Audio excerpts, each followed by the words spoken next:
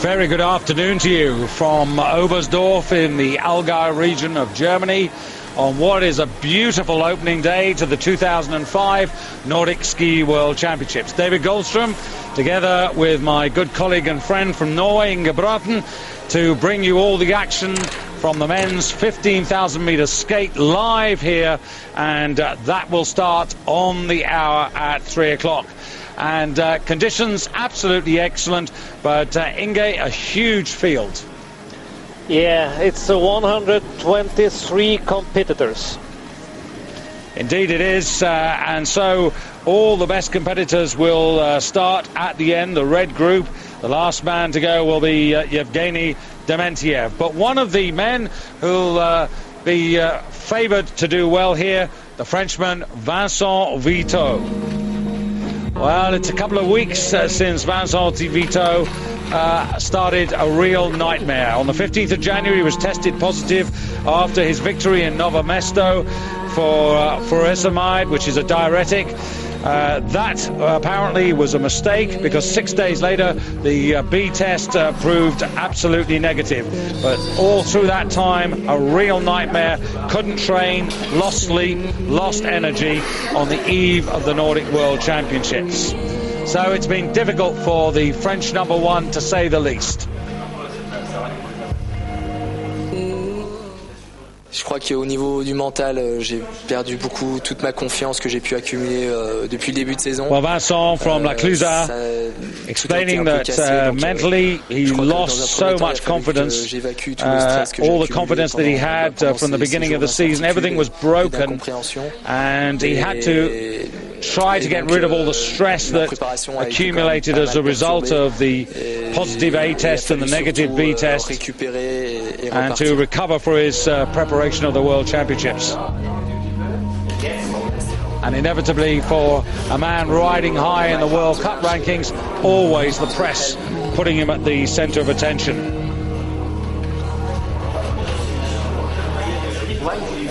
Pour moi, c'est vraiment. Well, for this race coming up, the men's 15-kilometre freestyle, it's in a way a kind of going to get better and feel better race after race. At the end of the championships, we have the relays, the 4x10 and the sprint relay, and now I'm thinking that perhaps those are going to be my main goals. So Vincent getting ready, just moments away. Vincent, who today wears bib number 117, and will start just a couple of minutes before 4 o'clock local time. And one of his main rivals is going to be this man, Giorgio Di Centa, in excellent form. Last weekend in right in Winkel, when he finished stormingly hard behind Martin Bacicak of Slovakia, and he thinks that this could be difficult for him to have two good results in the same week, but we'll wait and see. So once again, welcome to Oberstdorf. We'll be back in a moment.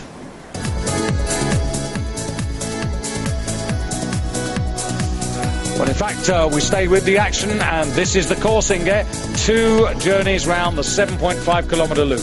Yeah, and like for the ladies, it's a very, very heavy and strong course. We have uphill already after 1.3 kilometers, and the main steep uphill comes from 4 kilometers up to 5 kilometers, the same as the ladies had earlier today. So I think the competition will take the decision who will win after 11 kilometers today. So now the real concern maybe is, will the conditions be the same this afternoon for the men as it was this morning for the women? Because one of the factors here as we go deeper into the afternoon is that the course will tend to go completely out of the sun and into the shade. We have only a little sun just after the start, and after that we will have the same temperature like the ladies earlier today, -4 to 5 degrees. So the condition. Again, this is David Goldstrom together with Inge Bråten, and the two of us getting ready for the start of the men's 15,000 kilometer race. Freestyle 2 times round the 7.5 kilometer loop, the second competition in the World Championships. Axel Teichmann for Germany, very much a hometown favourite, but according to the bookmakers, not such a favourite, because you could get 13 to 1 on his chances. But his chances have improved significantly with the news in the last hour that the bookies' favourite, Christian Hoffmann, at 5.5 to 1, will take no part. The flu that he was fighting has sadly returned during the day. Vincent Vito, who's had a disrupted preparation as a result of a positive drugs test after Novo Mesto, his victory there, which was then negated by the clean B test. Well, Vito, he's got a troubled preparation, and will he be mentally right for the competition? Rennie Sommerfeld there, who missed a lot of the summer with knee problems, the World Cup champion from last year. Will he be strong enough to take on the world's best?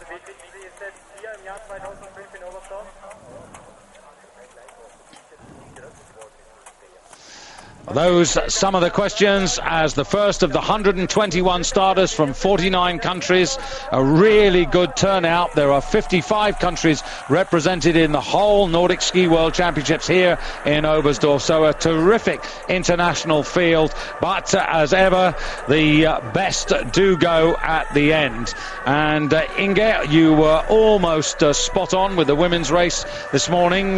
Julia Chapalova, runner-up narrowly to Katarina Neumann-Over, just over a second separating those two. So with Hoffmann now out of the running, Inge, who are you going to go for? Then it can be many who can win today. We talked about Christian who doesn't start. We have René Sommerfeld not in his best form.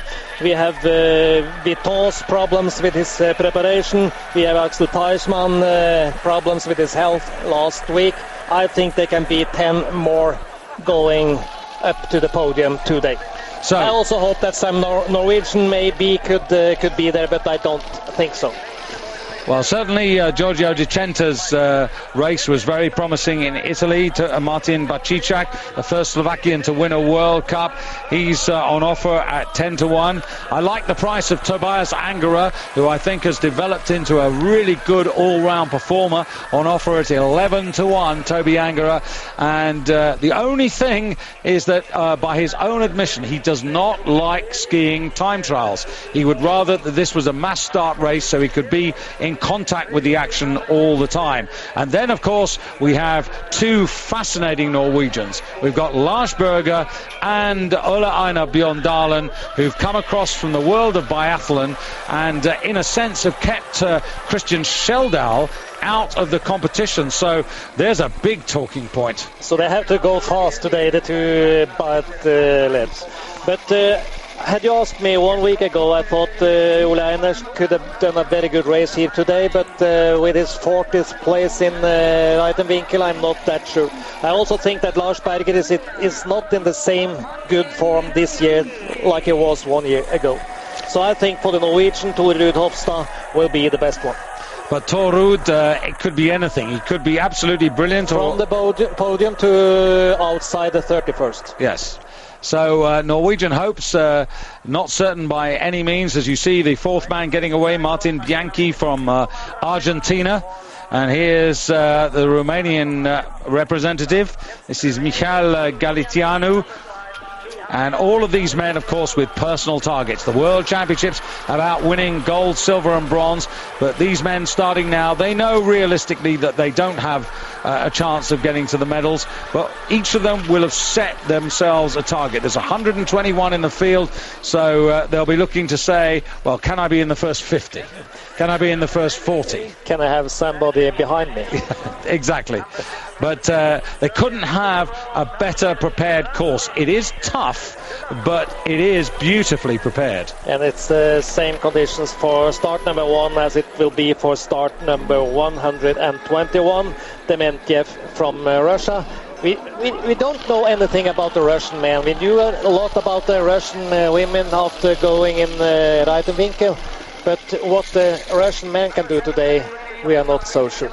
Well, they talk, the Russians, about Mikhail Ivanov, their 50-kilometer Olympic champion, almost getting a sentimental selection because his form has been so modest throughout the whole of the season. But we'll just have to wait and see how that unfolds. I suppose the exciting thing is that this is a really open race. We've even got a British runner in this, Alan Eason, who's actually been doing some skiing in the Southern Hemisphere, Inga. Yeah, in New Zealand and Australia is his best results. He is 35 years old, so he started very late. And here the Chinese, we talked about the Chinese if you were with us earlier this morning, a really determined challenge now. The Chinese who've shown up in the world of biathlon and now beginning to put a cross-country squad together. Wearing 9, this is interesting man. Hailep Freitas from Brazil. Yeah, and he came to Oberstdorf 3 weeks ago and he went to the ski school to learn skating. And today he is starting in the World Championships in skating. Yeah, we had a little chat with him yesterday, and he said he saw the Olympic Games at Salt Lake City, and he was inspired by that, and he said, well, why not? So don't worry about the technique, just respect the man's heart and his courage and his desire, because he's going to need to be courageous to tackle these hills. But will he be into the finish line before the winner of the competition today? Well, this is a personal challenge. I said it's all about personal challenges, and here's a demonstration of what you can do after just 3 weeks of determination. Not that bad. And he's going to get cheered all the way around here, and he's going to need that support, I tell you. And only paddling, both ways, flat and uphill. In the World Cup competitions, just as a guide, Teichmann has been the outstanding man in terms of the distance competitions, ahead of the Frenchman Vincent Vito, with René Sommerfeld and Tobias Angerer of Germany, of course, 3 of the top 4 distance men. As you see this gutsy Brazilian take this on. This is going to be so hard because whatever he feels now, if he can get round the 15 kilometers, well, I think he's going to need a good massage and a very good night's sleep. And here you can see the beginning of the first climb. This section of the course used in 1987 at the World Championships.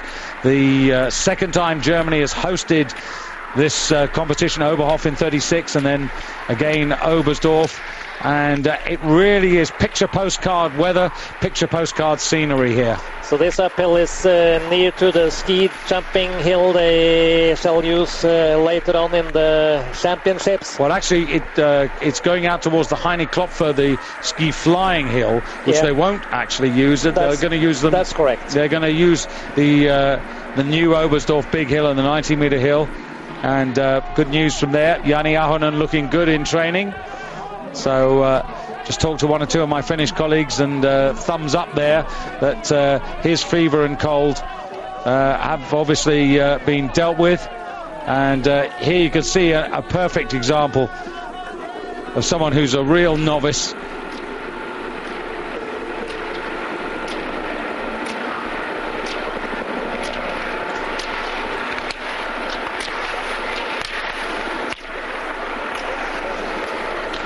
In health terms, Inge, this is one of the great sports to do, isn't it? In Greece? In health terms. Yeah, in health terms it's one of the best if they are managed to do it, but it's very hard, and I think you have to start on the flat area, not those steep uphills we have here in Oberstdorf. So early stages here in Oberstdorf, and 1 or 2 thoughts from some of the German athletes here. René Sommerfeld talking on the eve of the World Championships. After achieving my aim last season of winning the overall World Cup, of course I'd like to have that sort of success here in the World Championships. But looking back at the last winter, In particular, we were never worse than second in the relay, so the relay a real incentive for us to go for gold, and that's a big target in Rennie Sommerfeld's locker. Toby Angerer, who's 27 years of age, well, he wants to be in top shape. We're going to find out a little later what sort of shape he is in. One of the best tests for him will come today, I think. But as I mentioned earlier, he really likes the mass start races more than the individual competition.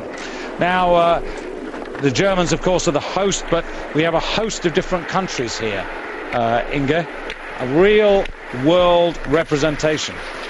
And as we talked about earlier on, there are many nations and many skiers that can go to the podium today. We have not mentioned the men from Czechia. We saw Katarina Neumanova earlier today winning the women's race. We have both Kukal and we have Lukas Bauer. If they are in the same shape as Neumanova, they can go to the podium today.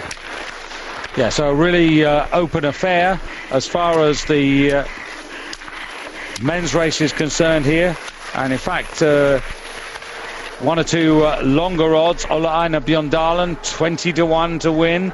Lukas Bauer, 25-1. Now that seems a little generous, those sort of odds. 25-1, very appealing.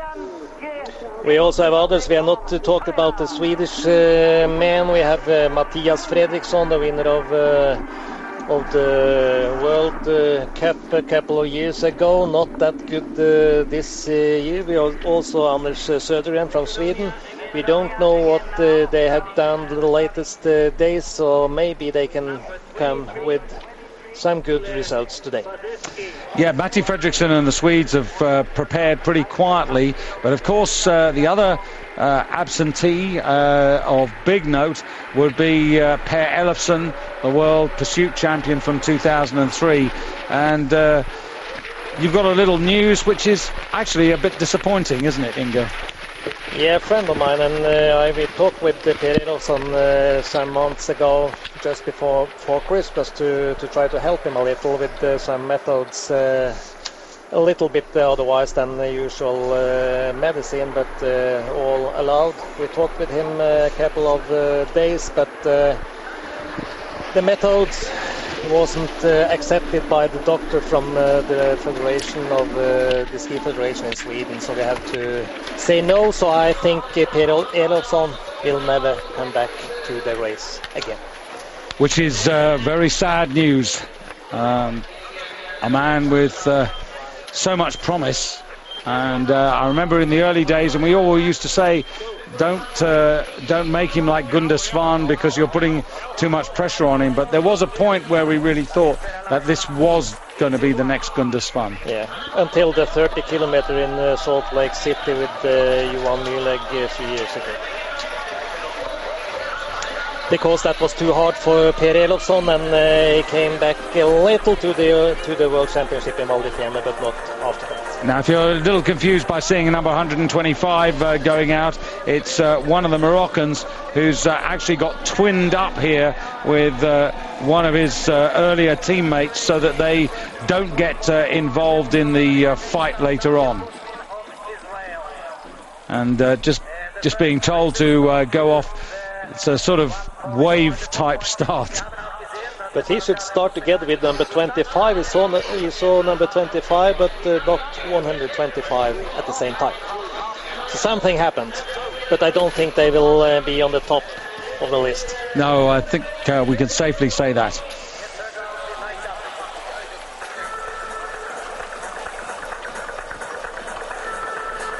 We have the first Norwegian at number 50, Jan Egil Andresen. We also have to say a few words about him. He was number 2 in the national championship in Norway 3 weeks ago, also a fourth place in Nove Mesto. And he lost his father only a couple of days ago, so it was talked about not starting for Jan Egil Andresen today. But he will start, and I think he's then probably going to go home at the end of the week, my understanding. Yeah, that's true. Well, while the early starters get underway, chance to also reflect on what happened here in 1987 when effectively you started your coaching career. Now in that time, the first race, the 15 kilometers, was skied in classic style, and Marco Albarello, the man who won that race from Thomas Vassberg, from Michael Devitiarov, with Paul Gunnar Mikkelsplas ahead of Vladimir Smirnov. Those were the first five. Also Vegard Ulvang in the 6th place. Yeah, Vegard Ulvang in 6th place, yes. Just to reiterate, and then in 30 kilometers, the classic race, Thomas Vassberg from Aki Karbonen and Krista Maybach, and then Harry Kurvasniemi with Vegard Ulvang in 5th place. And we also have to take Terje Langley in the 6th place. He is chief of the vaccines for the Norwegian team today. And in the relay, well, Sweden ahead of the Soviet Union and Norway, and then the big one, the 50 kilometers, which was freestyle skate here, obviously a time trial, whereas here at the World Championships, for the first time ever, we're going to have a 50 kilometer mass start race, which will be the finale of the championships. And Maurizio De Zolt was the winner. Great Italian fighter, Maurizio, ahead of Thomas Vassberg, with Tony Morgren, who you were talking to earlier this morning. He is a commentator for the Swedish television here in Oberstdorf. And when you're talking about Thomas Vassberg, he was 17 seconds from 4 gold medals, not only one. But De Zolt was special. I mean, few had the sort of engine that Maurizio De Zolt had. Yeah, and it was a big surprise when he was winning the 50 kilometer in 1987. So just a little flashback to a few years gone by. The championships here, well, they've cost an absolute fortune to put on. 12.4